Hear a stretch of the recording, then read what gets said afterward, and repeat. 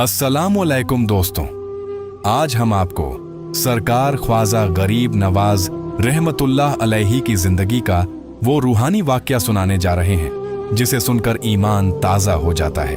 यह उस दौर की बात है जब सुल्तान उल हिंद अताए रसूल हजरत ख्वाजा मोइनुद्दीन चिश्ती रहमतुल्लाह अलैहि अपने चंद जांबाज साथियों और मुरीदों के साथ मदीना शरीफ से हुक्म पाकर अजमेर की सरजमीन पर तशरीफ लाए थे। जब ख्वाजा साहब अजमेर पहुंचे तो आपने इबादत के लिए अना सागर झील के किनारे का मुकाम चुना।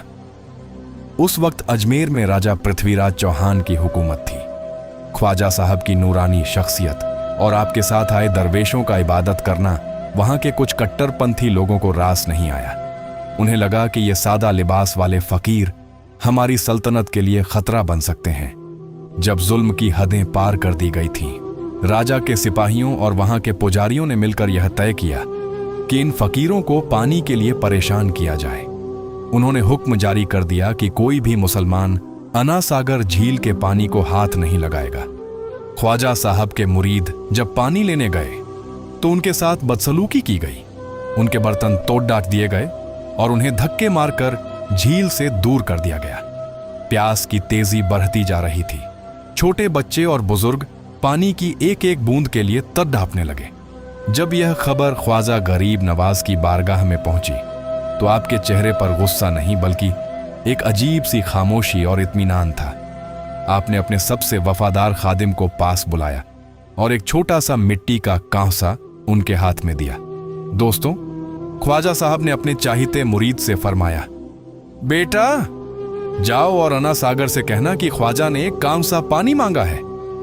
खादिम जब झील के किनारे पहुंचे तो वहां पहरा दे रहे सिपाहियों ने उनका मजाक उड़ाया। उन्होंने हंसते हुए कहा, क्या इस छोटे से लोटे से तुम सबकी प्यास बुझाओगे? लेकिन जैसे ही खादिम ने वो कांसा झील के पानी में डुबोया, अल्लाह की कुदरत का ऐसा करिश्मा जाहिर हुआ कि देखने वालों की अक्ल दंग रह गई। प्यारे दोस्तों, जैसे जैसे कांसे में पानी भरता गया, अना सागर झील का पानी कम होने लगा। देखते ही देखते पूरी की पूरी विशाल झील उस छोटे से मिट्टी के कांसे के अंदर समा गई। इतना ही नहीं, अजमेर के तमाम कुएं, तालाब और चश्मे भी सूख गए। पूरे शहर में हाहाकार मच गया। जानवर प्यास से बिलखने लगे, इंसान पानी के लिए तड्डियां चपने लगे। राजा के बड्ढे बड्ढे विद्वान और जादूगर भी हैरान थी कि ये कैसी रूहानी ताकत है जिसने एक पल में दरिया को समेट लिया। प्यारे दोस्तों, जब लोगों को अपनी गलती का एहसास हुआ तो वे समझ गए कि यह कोई मामूली फकीर नहीं बल्कि खुदा का वो वली है जिसके कदमों में कायनात की हर चीज सजदा करती है। हजारों की तादाद में लोग रोते बिलखते ख्वाजा साहब के कदमों में गिर पड़े। उन्होंने हाथ जोड़ धकर माफी मांगी और कहा, हुजूर, हमसे खता हो गई, हमें इस प्यास से बचाइए वरना पूरा अजमेर तबाह हो जाएगा। दोस्तों, ख्वाजा गरीब नवाज तो रहमत का दरिया थे। आपने उसी वक्त खादिम से फरमाया कि जाओ और इस कांसे का पानी वापस झील में डाल दो। जैसे ही पानी डाला गया, अना सागर फिर से लबालब भर गया और शहर के सूखे कुओं में भी पानी वापस आ गया। इस वाक्य ने नफरत की दीवारें गिरा दीं। ख्वाजा साहब ने साबित किया कि हक की जीत तलवार से नहीं बल्कि सब्र और रूहानी ताकत से होती है। प्यारे दोस्तों, अना सागर के उस अजीम करिश्मे के बाद भी विरोधियों की साजिशें कम नहीं हुईं। आज हम आपको सरकार ख्वाजा गरीब नवाज रहमतुल्लाह अलैहि की जिंदगी का वो वाक़या भी सुना देता हूं जिसे सुनकर आपका रूहानी यकीन और भी पुख्ता हो जाएगा। यह उस वक्त की बात है जब अजमेर के राजा ने महसूस किया कि ख्वाजा साहब की रूहानी ताकत का मुकाबला करना उसके सिपाहियों के बस की बात नहीं है। राजा ने उस दौर के सबसे बड्ढे और खौफनाक जादूगर अजय पाल को बुलवाया। अजय पाल इस जमाने में मशहूर था कि उसके पास ऐसी जादुई शक्तियां हैं जिनसे वो किसी को भी पल भर में भस्म कर सकता था। प्यारे दोस्तों, अजय पाल बड्ढी शान और शौकत के साथ अपने हजारों चेलों के साथ ख्वाजा साहब की बारगाह के करीब पहुंचा। उसने अपनी जादुई शक्तियों से आसमान से आग के गोले बरसाने शुरू कर दिए।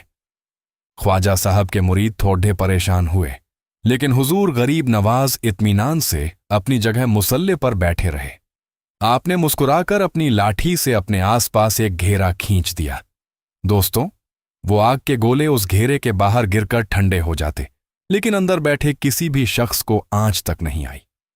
जब आग का जादू नाकाम हुआ तो अजयपाल ने हजारों की तादाद में जहरीले सांप और बिच्छू पैदा कर दिए। वो डरावने जानवर ख्वाजा साहब की तरफ बढ़ाने लगे। जैसे ही वो सांप उस खींची हुई लकीर के पास पहुंचते, वे बेदम होकर मर जाते या वापस मुद्दा जाते। यह देखकर अजयपाल के होश उड़ाच गए। उसे यकीन नहीं आ रहा था कि एक सादा लिबास फकीर उसके सालों की जादुई तपस्या को मिनटों में खाक कर रहा है।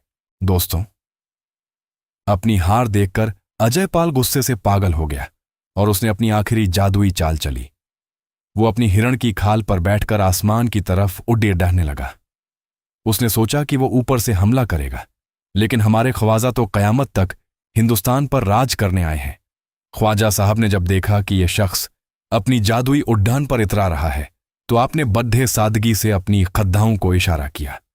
अल्लाह के हुक्म से वो खद्दाओं उद्धी और आसमान में जाकर अजयपाल के सिर पर पड्ढाने लगी।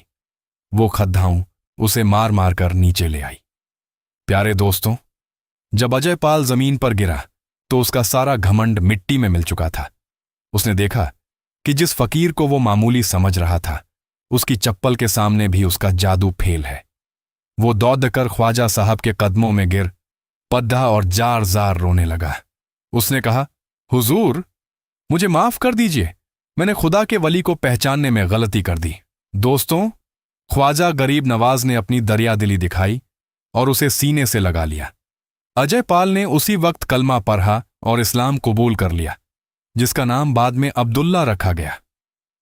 प्यारे दोस्तों, इस वाक्य से हमें यह सबक मिलता है कि जिसके साथ खुदा की रहमत हो, उसे दुनिया का कोई भी काला जादू या साजिश नुकसान नहीं पहुंचा सकती। ख्वाजा साहब ने साबित कर दिया कि हक की ताकत हमेशा बुराई पर भारी रहती है।